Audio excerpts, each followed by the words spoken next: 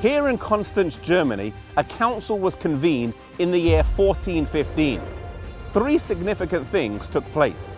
Firstly, it was called to discuss the schism between the popes. At that time, there wasn't one, nor two, but three rival popes, all declaring themselves to be the true and right pope. This council settled that schism and appointed someone who would rule after those three.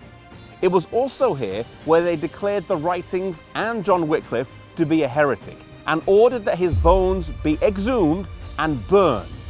It was also at this council where John Hus was ordered to appear to defend his teachings.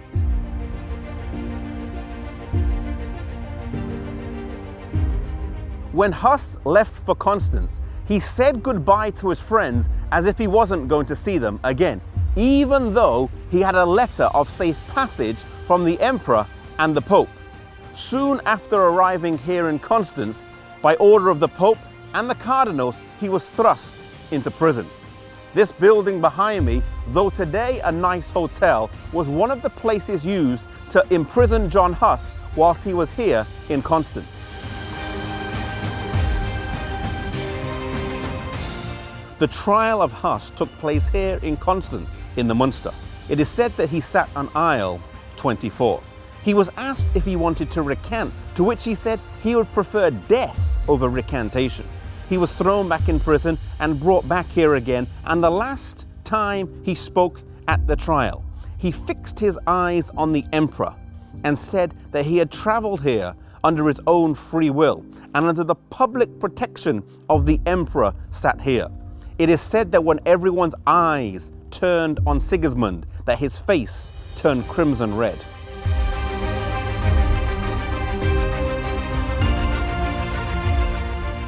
Sitting here in aisle 24, where Hus sat during his trial, our minds go back to Jerome. When Hus left for Constance, Jerome told him that if he heard of any misfortune, he would come and help right away. Hearing of his imprisonment, he left and travelled down here, but without a safe passage. On arriving in Constance, he realized there was not anything he could do, and so he headed back to Prague, but he was captured on the way and brought back here to Constance. Some people wanted to kill him right away, but they put him in prison where he almost died for lack of food. They wanted to keep him alive. They realized that Hus's death hadn't accomplished very much, and so they wanted Jerome to recant. He was left in prison for about a year in terrible, terrible conditions.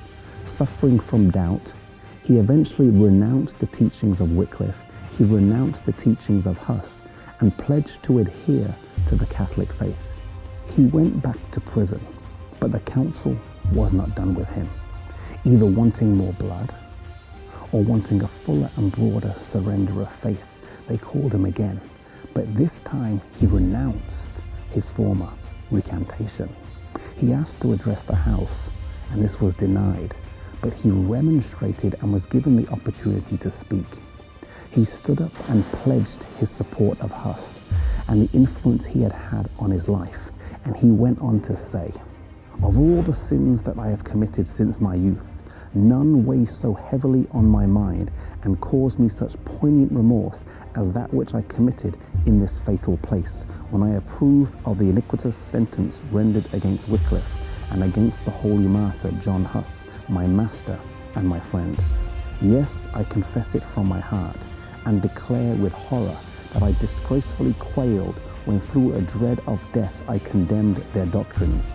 I therefore supplicate Almighty God to pardon me my sins, and this one in particular, the most heinous of all."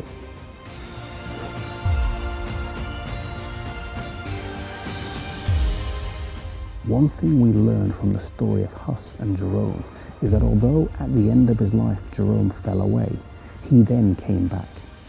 Maybe you have fallen away in your walk with the Lord. Maybe you've backslidden. Maybe you've done things that you wish you had never done.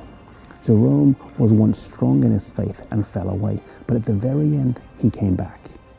There's always time for us to come back to God. If you've fallen down, the most important thing is that you get back up and renew your acquaintance with the Lord. Maybe today If you've fallen away, you need to renew that acquaintance with God again.